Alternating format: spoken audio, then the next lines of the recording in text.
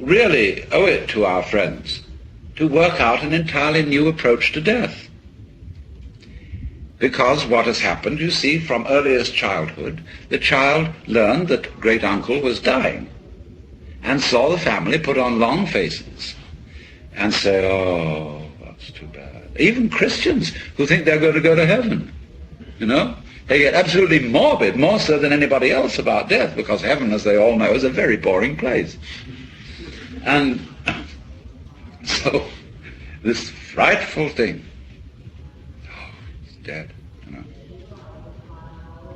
Now one understands that for the living,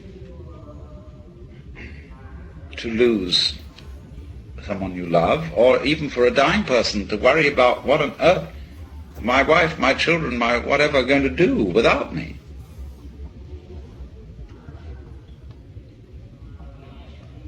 One can understand a certain worry in that. But nobody is indispensable. And there comes a point when you have to say, I'm sorry, but I am completely going to abandon responsibility for anything.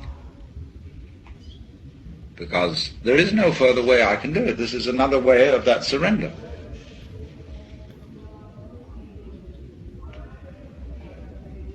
And then the curious thing that occurs is the moment all that has dropped, suddenly it dawns on you.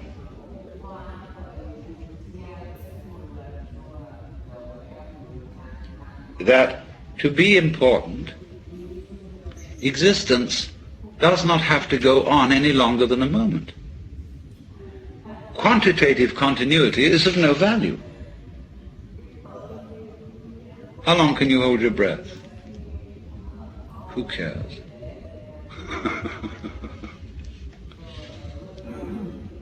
So it follows from that, you see, that if any one of us, without being shocked into it by being bombed or put in a concentration camp, could at this moment be as one about to die,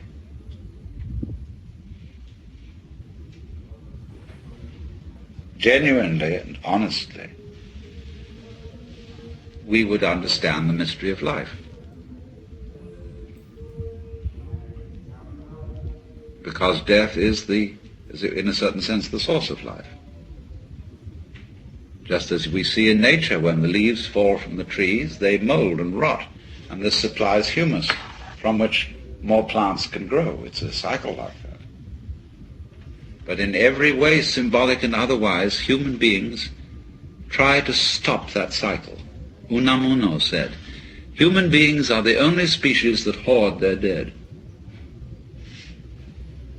And therefore, with the ghastly art of the mortician, we try to make the body unpalatable to the worms, and so to stop life, as if to be eaten in due course were an indignity to the human being, whereas we eat everything else and we give nothing back.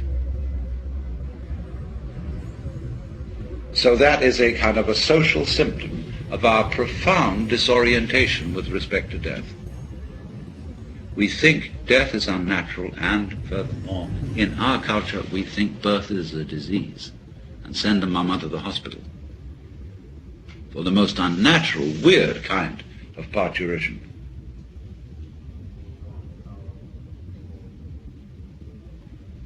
In other words, more and more one regards the healthy and inevitable and natural transformations of the body as pathological.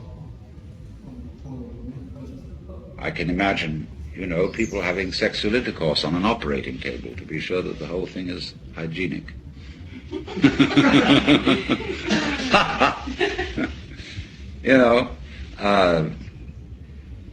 Everything about us like that is become over interfered with by specialists, and less the province of our own preferences. It's very, very hard indeed to die in your own way. without some blasted bunch of relatives come fussing around and insisting that you go to a hospital, that you get fixed with the tortures of being fed through tubes and things to keep you alive indefinitely and waste the family savings. It's even a crime to commit suicide. Now, this is simply nonsense. It's this perfect panic to survive at all costs. Back in 1958, I was in Zurich, and there met a most extraordinary man by the name of Karlfried von Dürkheim. He was a former German diplomat who had studied Zen in Japan. And when he came back after the war, he opened a meditation school and retreat in the Black Forest.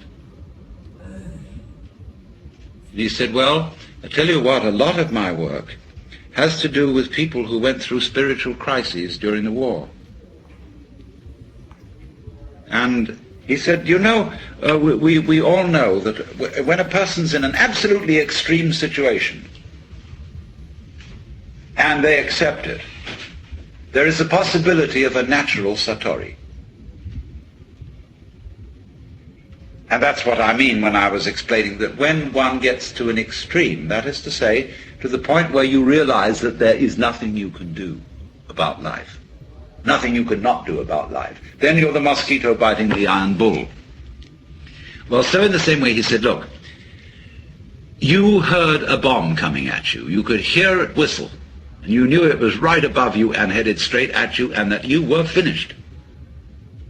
And you accepted it.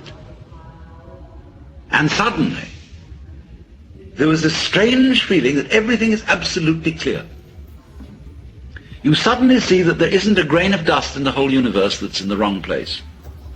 That you understand completely, absolutely, totally what it's all about. Because you can't say what it is. But he said in so many cases the bomb was a dud and they lived to tell the tale. Or he said you were in a concentration camp. You've been there so long that you gave up all hope whatsoever, ever getting out. You were just going through this miserable, boring, degrading grind, week after week after week. Nobody paid the slightest attention to you as an individual. You knew you would never get out, and you accepted it. And suddenly, something changed. This extraordinary feeling. Freedom. Or he said, you were a displaced refugee. You had lost your family. You didn't know whether they even existed.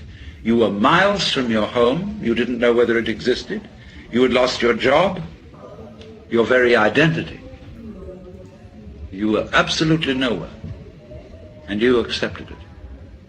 And suddenly, you were as light as a feather and free as the air.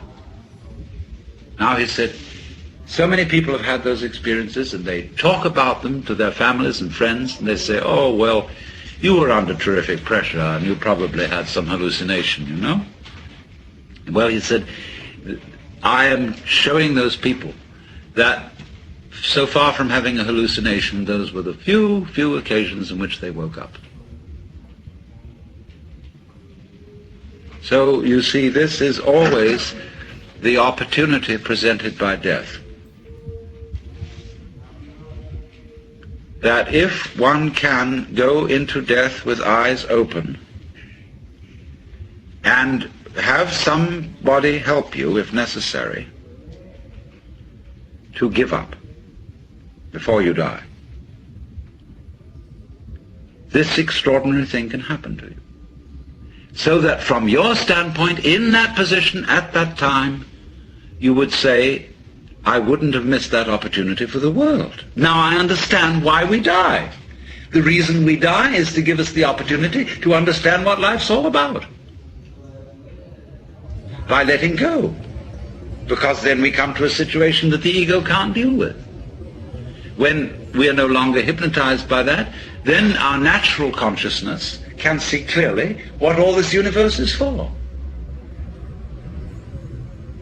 So, therefore, we have missed this golden opportunity by institutionalizing death out of the way. instead of having a socially understood acceptance of death and rejoicing in death. Now, I could imagine that one person would want to rejoice in death in an entirely different way from another. Like, say, a wedding is a rite of passage. There are certainly some forms of celebrating a wedding which I would find a total bore and quite offensive. Other ways would be very good. I would enjoy it. So everybody, in other words, I'm not saying that you've got to get mixed up with a lot of people coming, laughing around you and giving you presents and cards and everything because you're going to die. But I'm only indicating a general thing.